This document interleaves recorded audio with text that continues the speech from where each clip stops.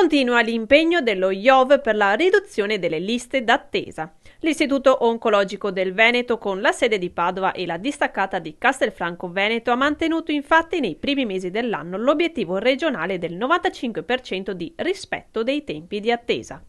Un risultato frutto del lavoro di gestione e organizzazione della cabina di regia, tramite l'ampliamento dell'attività ambulatoriale, di servizi da parte del personale e sinergia con le ULSS del territorio per migliorare la presa in carico del paziente oncologico. Un risultato importante che dobbiamo in primis a un coordinamento della Regione del Veneto molto forte. E dobbiamo al nostro personale che ha dato una disponibilità, diciamo, fuori da quello che ci potevamo aspettare per semplificare i percorsi dei nostri pazienti e quindi anche ridurre le liste attesa. Nell'arco del 2023 c'è stato un incremento rispetto al 2022 di circa il 10% per quel che riguarda il numero di trattamenti erogati in chemioterapia e radioterapia, che sono la peculiarità dell'Istituto Oncologico Veneto.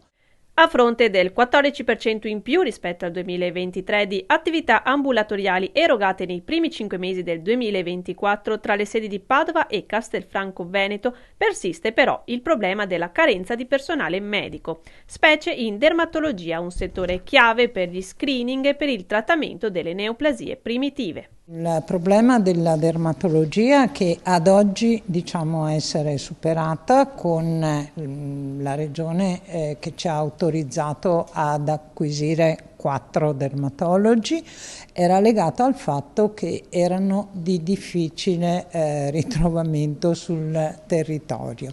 Dal 1° di maggio abbiamo un organico di tutto rispetto e entro la prima settimana di agosto dovremmo chiudere quella che era la nostra lista d'attesa, costituita da più di 1800 prestazioni da erogare. E un grande supporto all'organizzazione dei dati arriva dalla tecnologia. Da settembre riusciremo a mettere in campo una sperimentazione che vede l'utilizzo dell'intelligenza artificiale ma sulla presa in carico dei pazienti, e l'intelligenza artificiale verrà utilizzata proprio per creare il percorso del paziente senza che lo stesso si debba muovere tra medico di medicina generale, specialista e CUP.